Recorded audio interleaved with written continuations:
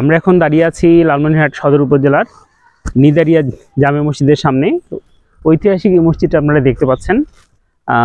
আমরা আসলে এর সামনে দিয়ে যাচ্ছিলাম, কিন্তু এখানে কোনো সাইনবোর্ড না থাকাতে বুঝতে পারিনি যে এখানে এরকম একটা ঐতিহাসিক এবং পুরাকীর্তি আছে। আপনারা এখানে যে প্রত্নতাত্ত্বিক অধিদপ্তরের সাইনবোর্ডটাও দেখতে পাচ্ছেন। মসজিদটা বেশ পুরাতন এবং এটা সংস্কার কাজ হয়েছে সামান্যই, খুবই অল্প সামান্য কাজ হয়েছে।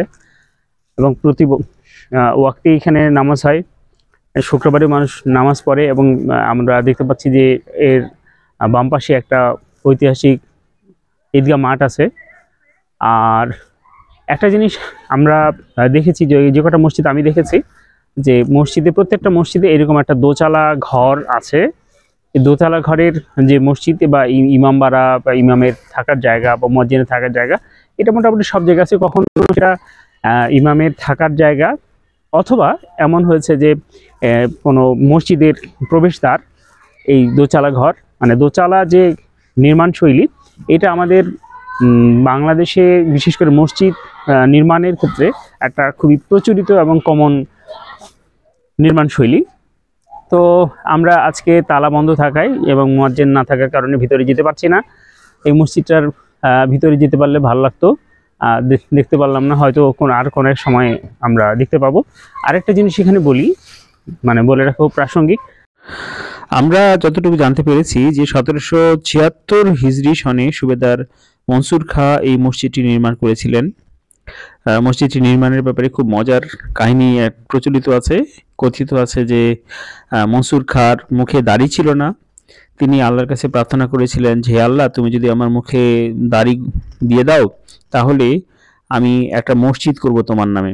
তো পরে জানা যায় যে তার মুখে দাড়ি হয়েছিল এবং সেই জন্য তিনি এই মসজিদটি নির্মাণ করে দিয়েছিলেন। এই মসজিদটি লালমনিরহাট জেলার একটি অন্যতম পুরাকীর্তি। এটি লালমনিরহাট সদর উপজেলায় অবস্থিত।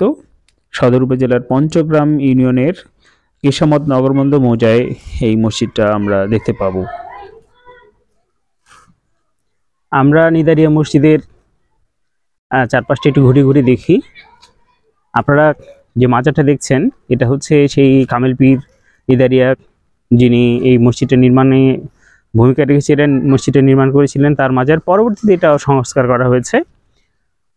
এবং মসজিদের এখানে স্থানীয় মানুষের সঙ্গে কথা বলে যেটা জানলাম, গম্বুজের উপরে যে আমরা ফলকগুলো দেখছি, এগুলো পরে লাগানো, সংস্কার করা। এটা আদিতে ছিল না, এটাতে নাকি লোহার রড দেওয়া ছিল, কিন্তু এখন এখানে আমরা দেখতে পাচ্ছি যে সুন্দর করে উপরে সিমেন্টের ফলক লাগানো হয়েছে, যেটা অতীতে ছিল না।